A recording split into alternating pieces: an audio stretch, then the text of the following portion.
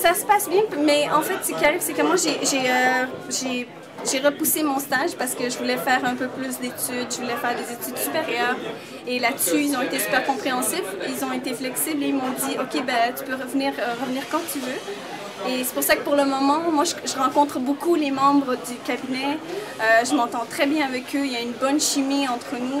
Mais je sais que chez Blix, du moins, on est beaucoup de travail d'équipe. On peut s'attendre à demander de l'aide à d'autres collègues, à demander au réseau même extérieur pour voir si quelqu'un peut aider sur ce sujet.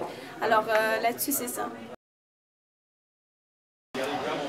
Honnêtement, je vous mentirais pas qu'il y a quand même beaucoup d'heures. Il y a des semaines où il y a des dossiers, il y a beaucoup plus de demandes, il y a des dossiers qui viennent un peu de beaucoup de place, puis il faudrait les achever tous. Autrement, mais en général, il y a des semaines où carrément ça peut être très relax. Honnêtement, je n'ai pas les chiffres exacts, mais je pense que c'est assez bien payé. C'est déjà qu'ils nous aident côté barreau, ils vont payer les frais du barreau, les frais d'études, ils vont même payer un revenu pendant qu'on étudie. C'est d'être soi-même, ne pas essayer d'être quelqu'un d'autre et d'essayer de personnaliser quelqu'un qui n'est pas vous, parce que ça va être difficile de garder ce rôle longtemps.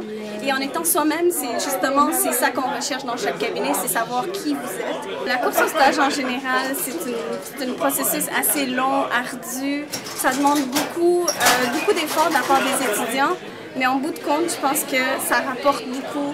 Autant que ce soit au niveau d'avoir un stage ou pas, mais c'est même pas ça le but final, je crois.